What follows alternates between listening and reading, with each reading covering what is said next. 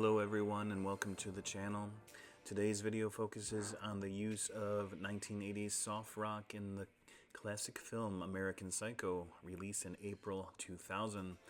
The film is based on the 1991 novel of the same name, written by American author Bret Easton Ellis.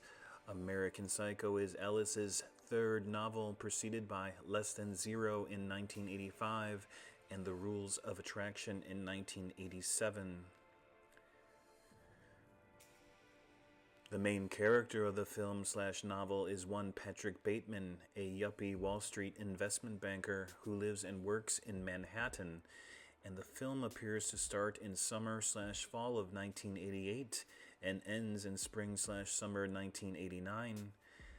Bateman may or may not be a serial killer.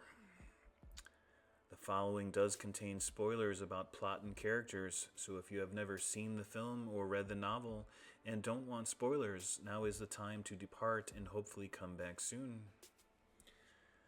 The following 5 songs are listed in the order in which they appear in the film.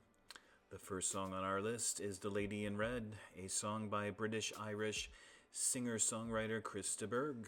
It was released in June 1986 as the second single from his 8th studio album, Into the Light. In American Psycho, Patrick Bateman is listening to the song while in his office just prior to a visit from Detective Kimball, played by Willem Dafoe, who is investigating the disappearance of Bateman's colleague Paul Allen. If You Don't Know Me By Now was originally recorded by the group Harold Melvin and the Blue Notes and became their first hit after being released as a single in September 1972. Simply Red's version of If You Don't Know Me By Now was recorded for their third studio album, A New Flame, and was released in February 1989. The song is utilized after Bateman picks up a prostitute named Christy, and she bathes in his tub drinking a fine Chardonnay. The song continues as Sabrina the escort arrives, and Bateman is perturbed that she isn't the type of blonde that he specifically requested.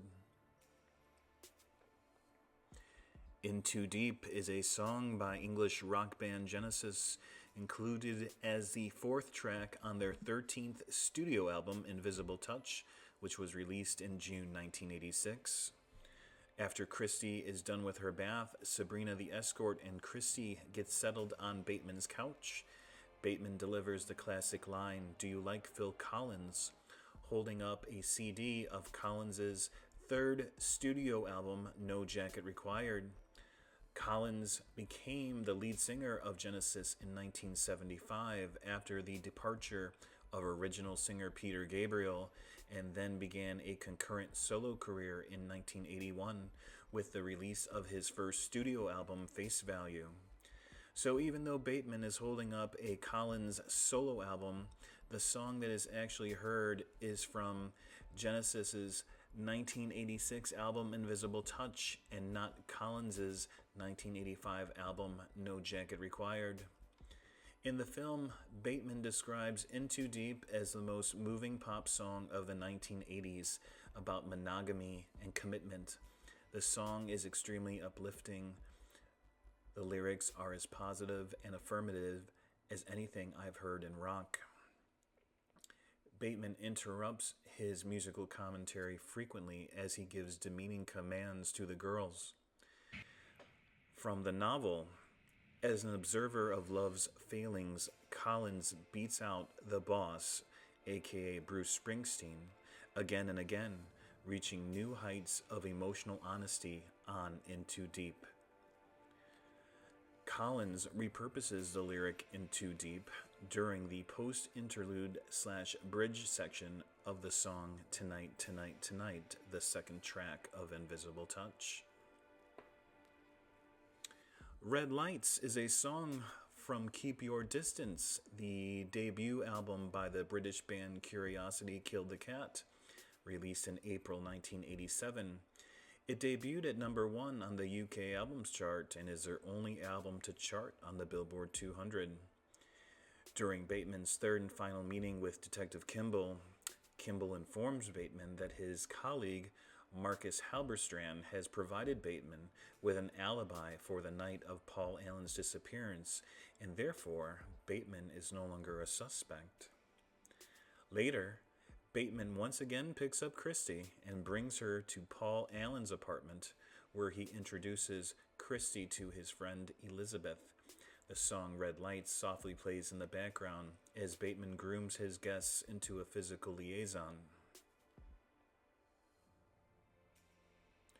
The Greatest Love of All was originally recorded by singer George Benson and was used as the main theme of the 1977 film The Greatest, a biopic of the boxer Muhammad Ali, and is performed during the opening credits of that film.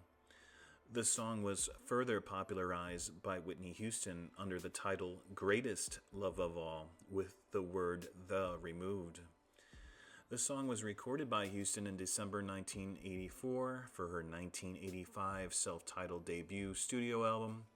It was originally a B-side to the single You Give Good Love, released in February 1985, but was then released as the seventh and final single from the album over a year later in March 1986. Eddie Murphy hysterically covers the song in the 1988 film Coming to America, performing the song as the lead singer of the fictional group Sexual Chocolate. Due to the subject matter of American Psycho, Whitney refused to let her version/performance be used in the film. Therefore, an orchestral version had to be used instead, and that is why there is an asterisk next to Whitney's name. The orchestral version of Greatest Love of All, heard in the film, is credited to the London Philharmonic Orchestra. As Elizabeth and Christie engage in a playful tryst on the sofa, Bateman delivers an almost tender monologue of the effect Houston's music and this specific song have on him.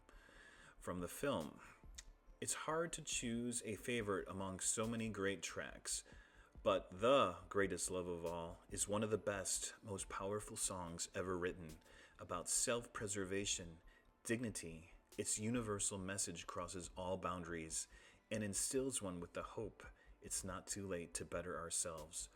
Since it's impossible in this world we live in to empathize with others, we can always empathize with ourselves. It's an important message, crucial really, and it's beautifully stated on the album.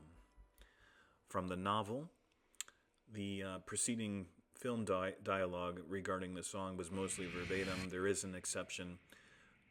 From the first line to the last, it is a state-of-the-art ballad about believing in yourself. It's a powerful statement, and one that Whitney sings with a grandeur that approaches the sublime.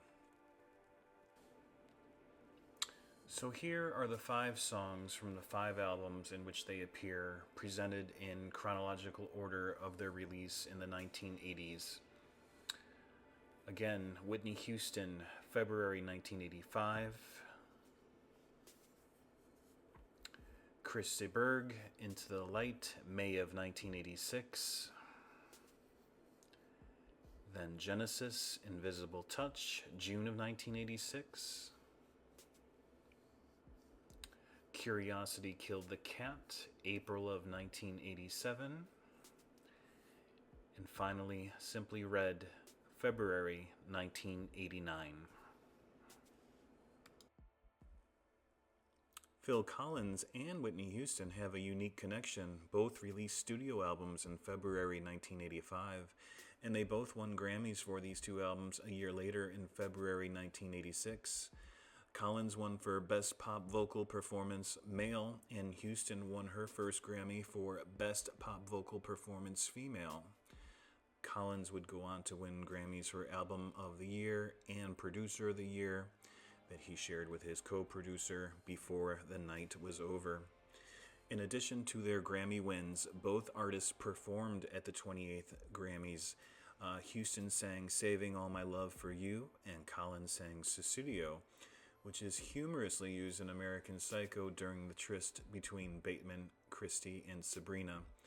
In the film, Bateman walks over to the stereo and changes the song from In Too Deep to Susudio and introduces the song to the girls. This is Susudio. Great, great song. a personal favorite. The final performance of the 28th Grammy Awards was by none other than Huey Lewis and the News, who performed / possibly mimed the song Power of Love, which appeared on the soundtrack of the 1985 film Back to the Future. The song was added to the international edition of Huey's fourth studio album, Four! The album that contains the infamous song Hip to Be Square, the last song that Paul Allen ever got to hear, supposedly. In the novel, Ellis devotes an entire chapter each to Huey Lewis and the News, Genesis, and Whitney Houston in the form of a Bateman monologue. The screenwriters cleverly repurposed and incorporated these musical monologues into 3 key scenes of the film: the murder of Paul Allen, the liaison with Christy and Sabrina, and the liaison with Christy and Elizabeth. If you made it this far, I thank you sincerely. Please don't forget to like and subscribe and be on the lookout for future videos. Thanks again.